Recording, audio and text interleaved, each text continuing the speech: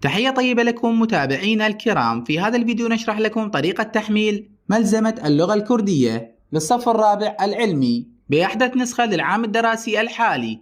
الملزمة تتميز بأنها تحتوي على شرح مفصل للكتاب ومنظمة بطريقة جميلة جدا.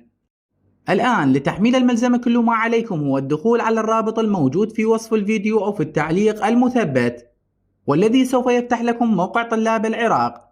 الموقع يحتوي على عدة أقسام مفيدة. الآن نختار قسم الملازم، بعدها نختار المرحلة الدراسية، ثم نختار الصف الدراسي الخاص بك، ثم نختار المادة الدراسية التي ترغب بتحميلها. الآن نقوم بالضغط على زر تحميل الملزمة الموجود في الأسفل، وتقوم باختيار أي حساب موجود في هاتفك. كذلك متابعينا الكرام بإمكانكم تحميل الملزمة من خلال الضغط على الثلاث نقاط في الأعلى، ثم اختيار كلمة تنزيل، وسوف يتم حفظ الملزمة في ذاكرة الهاتف بدون الحاجة إلى اتصال انترنت.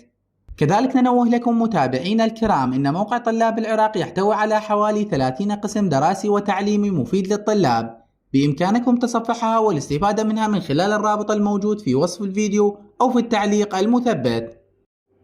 إلى هنا متابعينا الكرام ينتهي الفيديو لهذا اليوم. لا تنسون الإعجاب بالفيديو والاشتراك بالقناة عن طريق زر الاشتراك الأحمر أسفل الفيديو.